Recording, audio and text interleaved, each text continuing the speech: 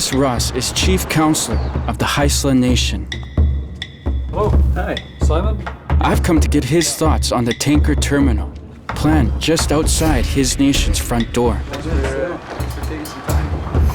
So right over there is our Haisla Recreation Center. That's the center of our community. It's a challenge that every First Nation council finds themselves in and trying to address, in that their people want a future. They want jobs, they want education. The problem hasn't really become an issue of providing employment. It's how do you provide sustainable employment. My daughter came into my room a couple years ago and said there's something happening down by the soccer field. It's midnight, it's pitch black. So I go down to the soccer field and I try to listen, and I can hear this humpback whale. And right away it was unmistakable, the blowhole noise it made. He was sleeping. So he decided to sleep right outside our soccer field. I can only trace it back to one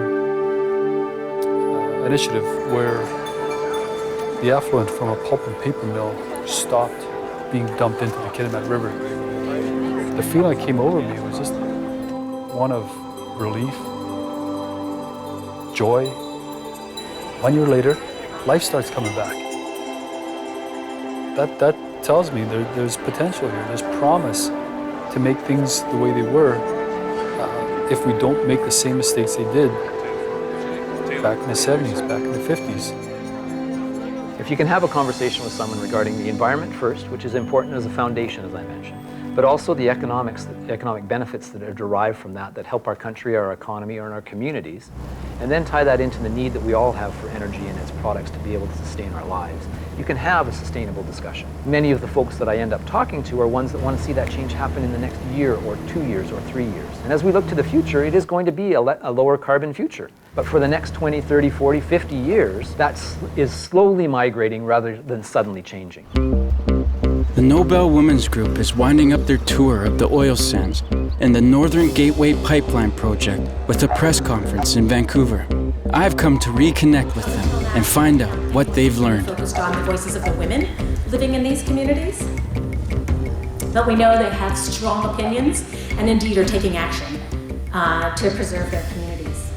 We have seen in Fort McMurray firsthand what the people closest to this destructive industry are facing, and we've seen women talk about the cancers, talk about their children's asthma, and it wasn't just one person in the family, it was several people, sometimes fighting cancer 2 or 3 times, having to battle it. Some of the themes that we've seen along the way, time and time and time again, were women talking about how you cannot drink the oil and you cannot eat the money. So what good is it to us?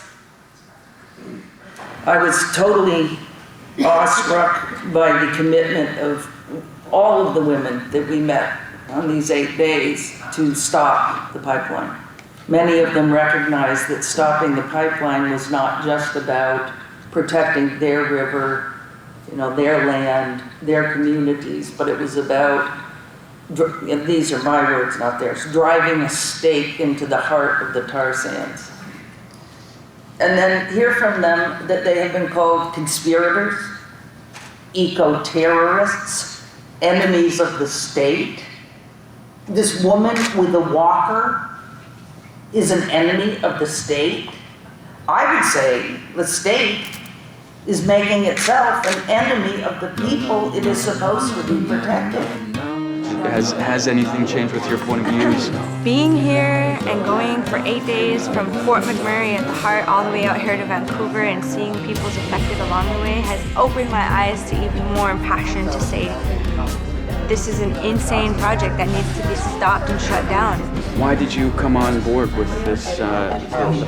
When we heard women say this will not happen, for example, this Northern Gateway pipeline is not going to happen, we're not going to let it happen, that just reinforced my own conviction about how powerful we are. But I believe that when people stand up for their rights, it's out of righteous indignation at injustice and the trampling of rights. And these women are just not putting up with it anymore. And of course, when you have a bunch of them in a room, everybody's strength and hope swells. And so you get it across the entire province. Realize that stopping the tar sands is critical to the entire planet. And that's a pretty powerful feeling when you know that if you're successful, you'll be helping save the entire planet. And it's really wonderful to see. Maybe the world can't function without oil yet, but these diverse voices speaking as one against environmental destruction make me realize that we can all speak up for the future we want for ourselves and the coming generations.